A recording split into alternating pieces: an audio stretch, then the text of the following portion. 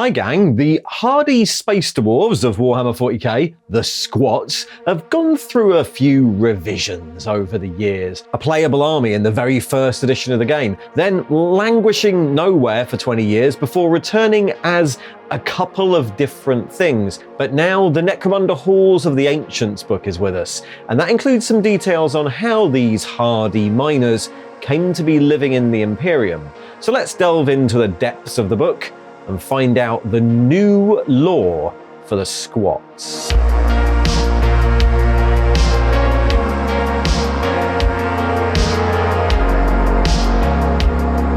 Squats are an abhuman strain that has had a place in the world of Warhammer 40k since its very beginnings. Originally hardy miners and pioneers whose brotherhood and guild forces inhabited the worlds of the galactic core and sometimes allied with the Imperium. They were a playable army in the very first editions of 40k, but by the mid-90s, they sort of fell out of the game, a casualty of 40k trying to make itself less like fantasy in space, and they were rarely mentioned or really developed. They were still there, still in the galaxy, they just weren't a prominent or playable faction for a long time, a forgotten thread of 40k.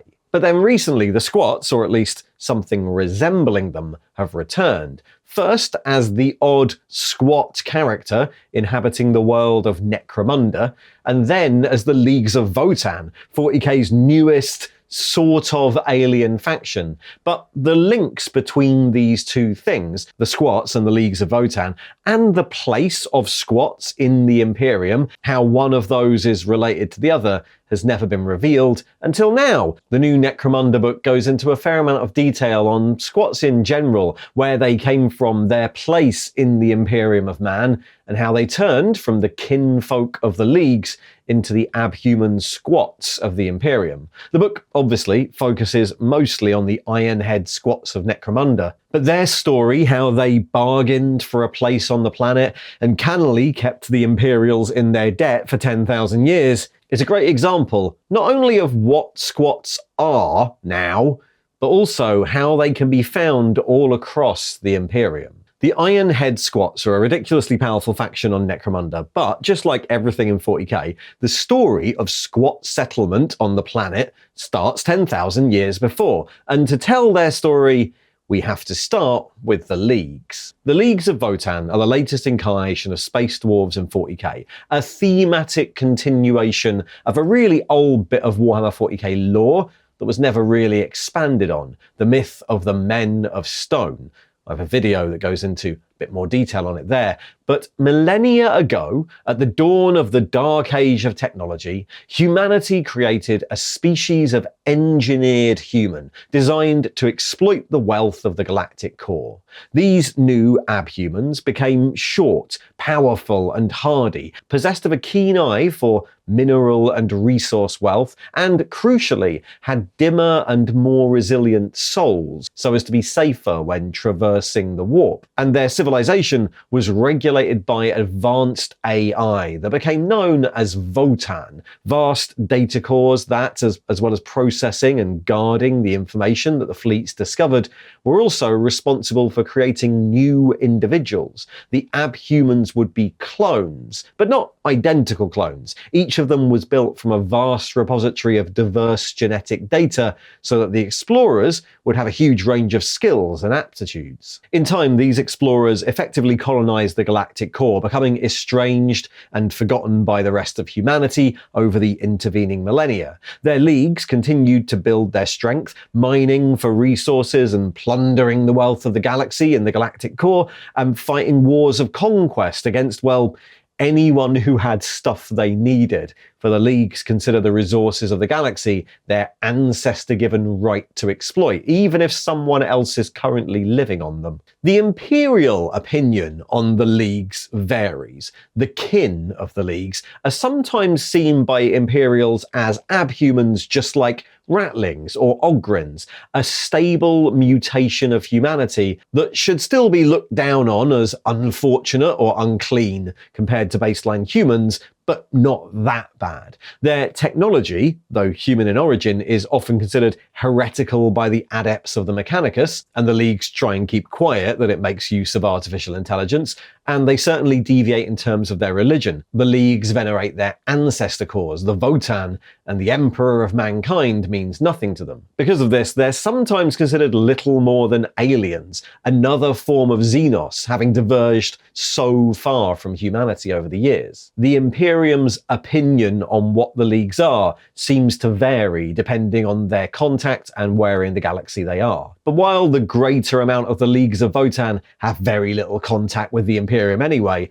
they are still close enough to humanity for members of the kin to sometimes find themselves upon Imperial worlds, maybe even living there, amongst humans for generations.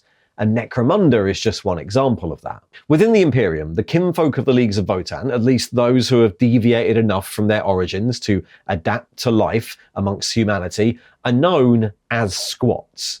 Given the status of abhumans within the Imperium, this can sometimes be considered a slur, a denigrating term, but it's one that in some areas the kinfolk have adopted for themselves. Squats in the Imperium can find employment in a number of fields. Their technical expertise and unique adaptations serve them well on the crew of freighters and starships, at least those that don't have a very strong Mechanicus presence, and their general hardiness can see them serve as security or as bounty hunters, or working in workshops and repair yards. Some are only called that name, squats, by the Imperials. They still think of themselves as kin of the Leagues, but others have been in the Imperium so long that they've ceased to identify with the Votan at all. The origin of the squats of Necromunda are clouded in 10,000 years of history, like everything in 40k, but it's clear that their story starts with the Votan, particularly a league known as the Confederation of Urlish around the early 31st millennium, as the Imperium was recovering from the civil war that was the Horus Heresy.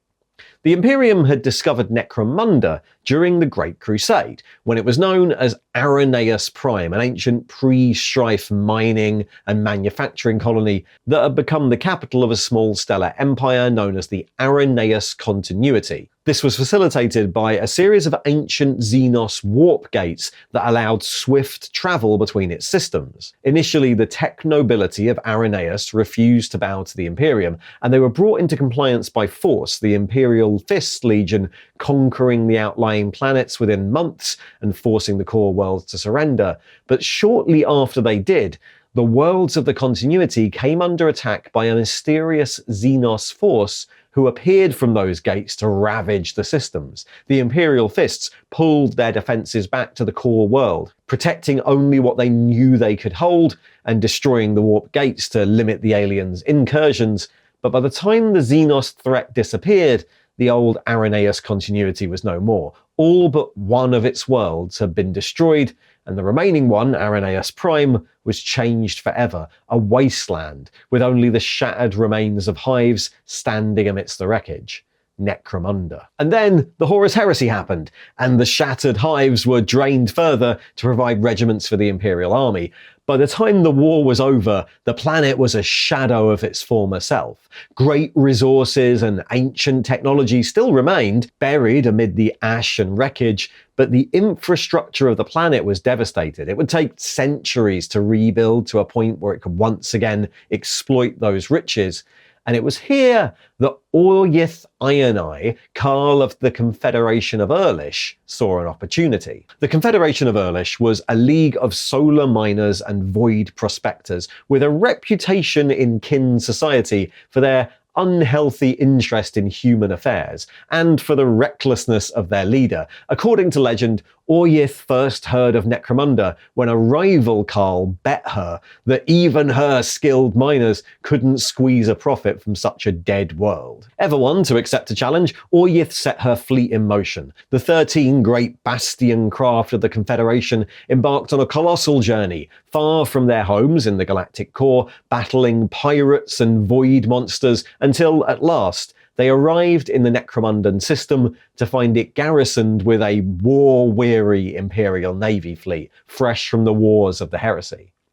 In the years since, numerous Xenos raiders had attempted to plunder the world, and the Imperial crews initially just thought this was another But Oryth Ironeye talked them down, travelling alone to their capital ship and persuading them to grant her an audience with the rulers of the planet. Such was her confidence and skill at negotiation that Ironeye ended up in Hive Primus itself, in a fateful meeting with Lord Vargas, the planetary governor of Necromunda, and First Captain Agados, commander of the Imperial Fists garrison that still protected it, and together they signed the First Great Charter. The Imperials of Necromunda remember this as the time that the great Lord Vargas bound the squats forever to their service. Vargas was a practical man, a veteran of the heresy, and he saw the arrival of the kin as an opportunity to hasten the rebuilding of the planet. Holding off delegations from the Adeptus Mechanicus and the Administratum as long as he could, he made sure that the inventors and engineers of the squats would be a boon to industry, their service invaluable in remaking the hives and rediscovering the forgotten technology of Irenaeus. By binding the squats to the planet, Lord Vargas would be remembered as the man who rebuilt Necromunda. For the squats, the First Charter is remembered as the crowning achievement of the canny Oryth Ironeye, whose negotiations secured land rights to an imperial world she had only that day set foot on. The squats were granted mining rights to vast tracts of the Ash Wastes. According to their histories, the desperate Imperials acquiesced to all of Ironeye's demands, so badly did they need the skills of the kin. Whatever the truth, contracts were signed, and the kinfolk of the Confederation set to work. 12 of the vast Bastion ships were landed in the wastes, stripped down, until they became the 12 great holdfasts of the squat mining clans, though one clan, the 13th clan, are known to have rejected the charter and disappeared back into the void. Their great ancestor core, the Votan of the Confederation, was landed in one of the holdfasts and started adapting the biology of the kin to better survive in the harsh ash wastes. And once the charters were signed, the engineers of the Urlish went to work. Squat builders doubled the size of Hive Primus in their first millennia on the planet, constructed the Great Ash Road and the Necromagnium underway that linked the ancient hives, and even constructed thousands of atmospheric processors to stabilize the climate. Ironeye herself made numerous deals with hive lords, nobles, outlanders, and clanners, a network of contracts and obligations known today as the Iron Debt, that made sure that the Imperials would be dependent on her people for millennia to come. And over the centuries, they became an integral part of the world, the kin of the Confederation of Urlish spreading through the ash wastes and the underways of the planet, and slowly becoming the Ironhead Squats of Necromunda. Squat society on Necromunda is still overwhelmingly controlled by the 12 ancient Ironhead mining clans, mostly the same 12 that landed their holdfasts in the Ash Wastes 10 millennia ago. Core to the culture and beliefs of each of the clans is their Great Charter, the ancient documents that not only grant the squats the status of natives of the planet, but also defines their clan's claim and mining rights. The holder of the charter is the Charter Lord, the leader of each clan, but every squat born to the clan has the right to add their name to the charter once they come of age, and the lords of the clans may grant individual squats higher stakes, creating drillkin or charter masters. In this way, the charter also serves as a record of the lineage and history of the clan, binding the squats to a legacy started millennia ago by their ancestors. And reverence of one's ancestors is a key part of squat culture, likely derived from the kinfolk reverence for their ancestor cores, the Votan, but for the squats of Necromunda, this reverence for their forebears has only grown in recent millennia since the tragic loss of their own core. Around the 36th millennium, the ancient Votan ancestor core of the Confederation was lost in a series of earthquakes caused by the passing of the dark orb Somnus close to the world.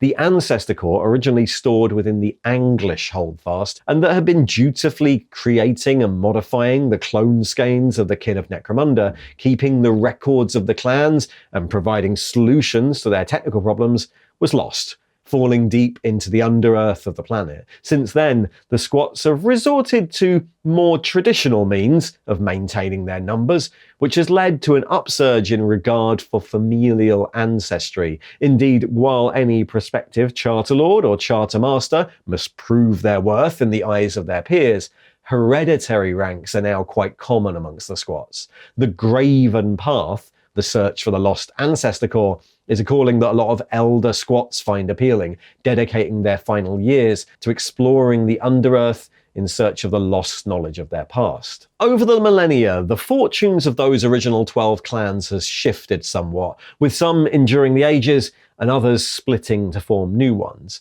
The Anglish clan is the most numerous clan in the western hemisphere of the planet. Their holdfast sited on Essos Peak at the edge of the Great Equatorial Wastes, near to many of the largest hive cities. In squat society, they're seen as the spiritual successors to Oryth Ionai, close to the hivers to an extent that many clans would be uncomfortable with. They have numerous dealings with hive organizations, trading in Trasior, Primus, and the Minerva cluster, and holding long-term contracts with the Guild of Coin and houses Orlok and Goliath, and this has made them the richest of the clans, and the most well-known. To many hivers, the Anglish and the Ironhead Squats are one and the same, the humans hardly aware that there are other clans out there. The Tapfakit mining clan, by contrast, keep to the old ways, and their dealings and income come from one of the oldest structures built by the squats, the Necromagnium underway that runs underneath the equatorial spine and connects the two hemispheres of the planet.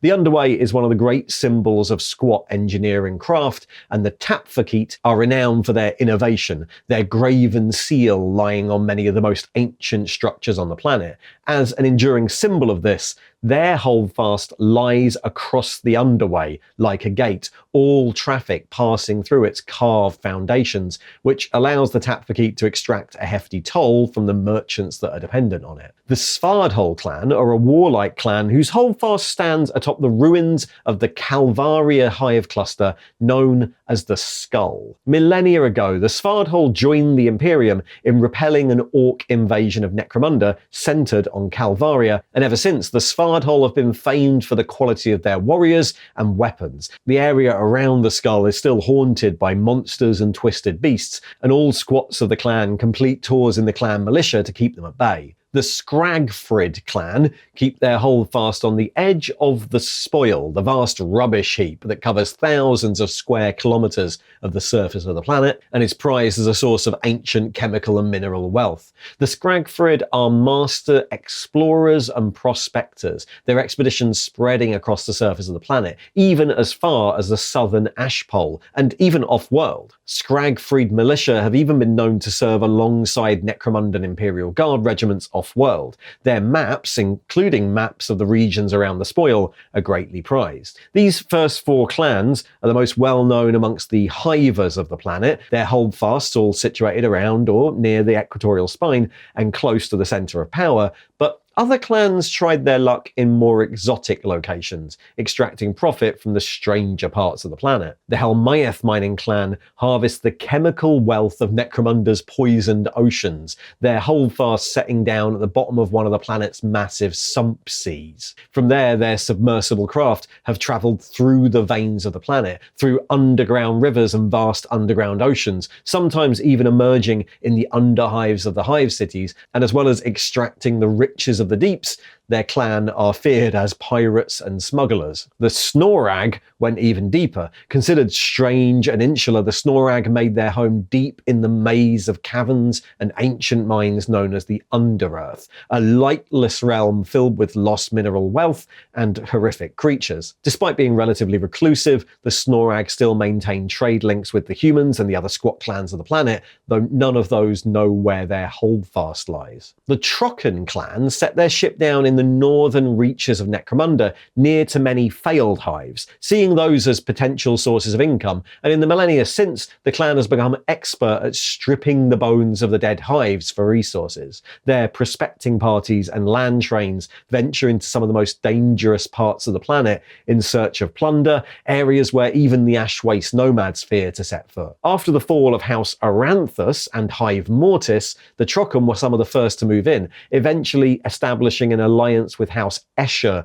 to exploit the Dead Hive. And the Vosinki never landed their holdfast at all. Instead, their great bastion ship was converted into an atmospheric sky mining craft, and the clan dedicated themselves to harvesting chems from the toxic winds of the planet. Their prospecting parties travel across Necromunda, their sky mining rigs harvesting the chemical dust from storms that gather around its peaks. And then the last four clans are even more mysterious, rarely seen by outsiders. And of course, there are still rumours of the fate of the ancient 13th clan, but even more clans than those have arisen over the years. Individual charter masters splitting with their old clan might take their piece of the charter and set out with bands of followers to exploit some new opportunity. Some of those splinter clans have grown almost as powerful as the originals. Clan Rygoth are famed for their weaponsmithery, far in excess of their old compatriots in Tapfakit. But the most famous recent example of this is Clan Jardlan, famously founded by Rygor Jardlan during a disagreement with his charter lords in Clan Svardhall over drill bits. Jardlan and his followers eventually founded their new hold on the outskirts of Hive Secundus, prospering in the wasteland around the Hive for 1,000 years. Unfortunately, with the fall of Hive Secundus to Genestealer invaders, Jardlan found itself under attack, and after decades of warfare in the underways of the planet, the holdfast was eventually overrun. Only recently has the descendant of the last Charter Lord, Orin Grimjarl, risen to ownership of the Hive, repopulating its ruins with his own small band of followers. Outside the necessities of trade, the Ironhead Squats of the clans rarely interact with outsiders, content to exploit the riches of the wasteland. The Squats are a culture apart. While they can speak the languages of the Hivers, their native language is known as the Graven Tongue, the language their contracts and charters are laid down in. Their people work their claims for their own profit and that of the clan as miners, excavators, engineers and craftsmen, often deep beneath the earth and far from any contact with those outside the clan. Even the great councils of stone, the moots where the clan lords of the greatest clans meet, are incredibly rare, with most clans just keeping to their own affairs. When travellers in the wastes do encounter squats, it's often part of a vast prospecting expedition. Squat prospector teams travel in vast convoys of armoured vehicles known as land trains, a dozen or more giant tracked platforms connected together to traverse the wastes. These land trains are large settlements on their own, often circled into vast lagers when promising seams are found, and from the main body of the train, smaller armoured vehicles spread out in search of the next opportunity. Termite mining vehicles are deployed into the crust of the planet. Scalvian explorators trace the dunes, searching out new prospects, surrounded by swift outriders on Svenatar scout trikes. The land trains are heavily armed and armoured, the drill kin who crew them ever ready to fight off raiders and attacking beasts. In fact, many of the clans have a long-standing grudge against the Ash Waste Nomads, the other inhabitants of the wasteland, who are often enraged by the Squats' exploitation of their ancient homelands. The drillkin of the Squats have adapted much of their equipment from the void mining technology used by their ancestors. Exosuits, derived originally from armoured void suits, are common in the clans, equipped for both deep core mining and close quarters combat in the tunnels of the Underearth, and these are supported by even larger suits, like the Vartijan Exodriller, originally invented by the Svardhall clan. Another throwback to their ancestors in the leagues is the use of techmites, robotic companions with limited decision-making capabilities that can be specialised for navigation, excavation or surveying. The wasteland mining clans of the Ironheads comprise almost all the Squats of Necromunda, but not all of them. Just like in the rest of the Imperium, not every Squat on the planet is a member of the clans. Over the millennia, some Squats have turned their backs on the traditions, or found their families expelled from the holdfasts, or just sat out on their own. These Squats are collectively known as the Charterless, and they exist outside the rules of House and Hive. Some set up as mercenaries or craftsmen, but others have formed organisations that turn a profit amongst the Hive cities. In Hive Primus, the Masters of the Pit mine the Hive bottom near Dust Falls, and the Shalefist miners work closely with the prospecting teams of House Orlok. Neither are beholden to any clan structure. Other squats have travelled to Necromunda from off-world in the intervening years, working on spacecraft or in the giant docking spires of the hives. These squats might come from other Imperial settlements or as renegades from the Leagues, and some have even moved down from the Underhive, off-world squats setting up as bounty hunters or weaponsmiths. Once again, like back in the 80s when they were first introduced, it seems that there are plenty of reasons you might find lone squats or small enclaves of them across the Imperium, whether they're happy to use that term or not. They might be small enterprises or lone individuals, but the situation on Necromunda is just one example of how powerful the technical expertise and the knowledge of the ancient leagues can become when dedicated to the service of the Imperium. Who's to say similar setups don't exist across the galaxy? Thanks for watching. And if you'd like more videos about the lore of 40k, there should be another video just popping up to the right in a second. In the meantime, if you'd like to support the channel, there's merch, like this merch that's probably on your screen now, or of course you can subscribe to the Patreon or the YouTube membership schemes, and I've got affiliate links with some of the best hobby manufacturers, so if you'd like to find all of those, have a look in the description below. See ya!